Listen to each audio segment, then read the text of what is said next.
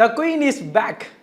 அருந்ததியா தேவசேனாவா அப்படின்னு சொல்லி டவுட் படுற அளவுக்கு அனுஷ்கா அவர்களுடைய காதி அப்படின்னு படத்தோடைய ஃபர்ஸ்ட் லுக் ரிலீஸ் பண்ணியிருக்காங்கப்பா. ஸோ இதுதான் இப்போ ஒரு பேசும் பொருளாக மாறி இருக்கு அப்படின்னு சொல்லணும். ஏன்னா கிட்டத்தட்ட தமிழ் சினிமாவில் நம்ம ஒரு காலகட்டத்தில் அனுஷ்கா அப்படின்னு ஒரு ஹீரோயினி ஒருத்தங்க இருந்தாங்க. நிறைய பேருக்கு இப்போ எல்லாரும் மறந்தே போயிட்டு இருப்பாங்கன்னு சொல்லலாம். ஏன்னா த்ரிஷா ஞாபகம் வச்சிருக்கோம், தமன்னா ஞாபகம் வச்சிருக்கோம். ஏன்னா அவங்களாம் சில படங்கள் சமீபத்தில் 2-3 படங்கள் அவங்களுக்கு விடுறதுனால ஓகே நயன்தாரா ஞாபகம் இருக்காங்க, த்ரிஷா ஞாபகம் இருக்காங்க, தமன்னா ஞாபகம் இருக்காங்க, இவங்களாம் இருக்காங்க. இவங்க பீரியட்லேயே இன்னொரு ஹீரோயினி ஒருத்தங்க இருந்தாங்கப்பா. அவங்கள எல்லாருமே மறந்துட்டோம் அப்படின்னா அனுஷ்கா அவர்களை தான் சொல்லுவோம். ஏன்னா அனுஷ்கா அவர்களை தான் கிட்டத்தட்ட தமிழ் சினிமாவில் நம்ம ரொம்ப நாளாக பார்க்காமையே இருக்கும் அப்படின்றது ஒரு சின்ன வருத்தம் இருந்துச்சு. அதே மாதிரி நம்மளுக்கு பேய் படம் இந்த மாதிரி என்ன சொல்கிறது, இந்த ஹம்மன் படம் பேய் படம் அப்படின்லாம் பார்த்தாலே எல்லாருமே ஞாபகம் இருந்தாலும் ஒரு சைடு ரம்யா கிருஷ்ணன் மேம் இவங்களாம் ஞாபகம் இருந்தாலும் இன்னொரு சைடு அனுஷ்கா அப்படின்ற ஒரு கேரக்டர் எப்பயுமே ஞாபகம் இருக்கும். ஏன்னா அந்த பெஞ்ச் மார்க் தான் அருந்ததி அப்படின்ற ஒரு படம். ஸோ இந்த படம் கிட்டத்தட்ட அதில் வர பாட்டே அந்த அளவுக்கு, அருந்ததியில் வர பாட்டே அந்த அளவுக்கு நம்மளை பயமுத்துற மாதிரி இருக்கும். ஜக்கம்மா அப்படின்னு சொல்லி பயங்கரமான ஒரு விஷயத்தை பெஞ்ச் மார்க்கானது தான் அருந்ததி படம். ஏன்னா அந்த அருந்ததி படத்தில் தான் நிறைய படங்கள் சொல்லலாம். ஏன்னா தெலுங்குல நிறைய அந்த படம் ரிலீஸ் ஆகி கிட்டத்தட்ட தமிழ்லையுமே அந்த அருந்ததி படம் மூலியமாக அனுஷ்கா அவர்களும் சரி எல்லாருக்கும் தெரிய வந்தாங்க அப்படின்றது ஒரு முக்கியமான விஷயம். இப்போ வரைக்கும் நிறைய கலைஞர் டிவிலலாம் அந்த படத்தை போட்டு ஓட்டுறதுலாம் நம்ம நிறைய விஷயம் பார்க்க முடியுது. ஸோ இப்படியாக அனுஷ்கா அவர்கள் தமிழ் சினிமாவில் நிறைய படங்கள் மூலியம் அறிமுகம் ஆகியிருந்தாலும் ரஜினி சார்லேருந்து, கமல் சார்லேருந்து, ரஜினி விஜய்லேருந்து எல்லார் கூடயும் அவங்க நடிச்சிருக்காங்க. சூர்யா அவர்கள் கூடயும் கிட்டத்தட்ட சிங்கம் 1லேருந்து சிங்கம் 3 வரைக்குமே நடிச்சிருக்காங்க.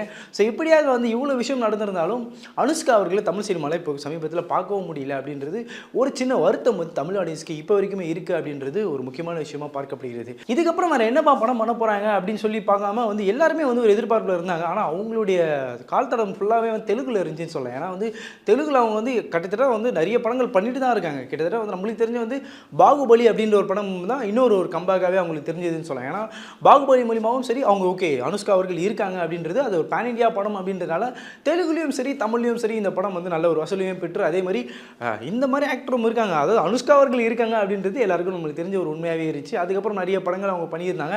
ஆனால் வேற என்ன படம் அப்படின்னு பார்க்கும்போது இப்போ சமீபத்தில் சில ஆண்டுகளாகவே அவங்களுடைய படங்கள் எதுவுமே தமிழில் பார்க்க முடியல முக்கியமாக. ஆனால் தெலுங்குல அவங்க நிறைய படங்கள் பண்ணியிருக்காங்க.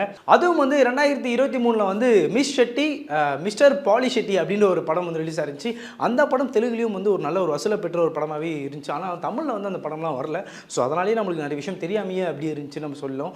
இப்போ அவங்க நேற்று அவங்களுடைய பர்த்டே, ஸோ அந்த பர்த்டேக்காக கிட்டத்தட்ட ஒரு காதி அப்படின்னு ஒரு படம் ரிலீஸ் பண்ணியிருக்காங்க. அந்த படத்தில் அவங்களோட லுக்கே பார்க்கும்போது ஒரு மாதிரி பயங்கரமாக இருக்காங்கப்பா. ரத்தம் தெறிக்க தெறிக்க ஒரு மாதிரி என்ன சொல்கிறது, புடவெல்லாம் கட்டிக்கிட்டு ஒரு மாதிரி ரவுடித்தனமாகவும் பீடியெல்லாம் ஒரு மாதிரி பெரிய ஒரு சிகரெட் மாதிரி இருக்குது. அந்த சிகரெட்லாம் பிடிச்சிக்கிட்டு சாணி காகிதம் அவரோட பஞ்சு, அந்த சாணி காகிதம் படத்தில் கீர்த்தி சுரேஷ் அவர்களும் அதே கெட்டப்பில் ஒரு மாதிரி ரத்தம் தெறிக்க தெறிக்க ஒரு மாதிரி கொலை பண்ணிக்கிட்டு கழுத்தை அறுத்துட்டு அப்படியே வருவாங்க. அந்த மாதிரி ஒரு லுக்கில் இப்போ அனுஷ்கா அவர்கள் ஒரு மாதிரி லுக்கில் வந்திருக்காங்க. ஸோ அந்த விஷயமே ஒரு மாதிரி எதிர்பார்ப்பு இருக்குது. அதே மாதிரி இந்த காதி படம் கிட்டத்தட்ட 5 லாங்குவேஜில் ரிலீஸ் பண்ணுறாங்க அப்படின்றதும் ஒரு தகவலை சொல்லி இப்போ ஒரு ஃபர்ஸ்ட் லுக் ரிலீஸ் பண்ணியிருக்காங்க. ஆனால் அவங்க அதே மாதிரி இந்த படத்துலேயும் ஒரு மாதிரி உடம்பு போட்டிருக்காங்க, அதே சேம் உடம்புலேயே இருக்காங்க. ஏன்னா அவங்கள கடைசியாக நம்ம தமிழ் சினிமாவில் பார்த்த படம் அப்படின்னா என்ன படம் அப்படின்னா இஞ்சி இடிப்பழகி அப்படின்னு ஒரு படம் இருந்துச்சு. ஏன்னா ஆர்யா கூட இந்த படம் ஒரு காம்போவில் ஒரு படம்.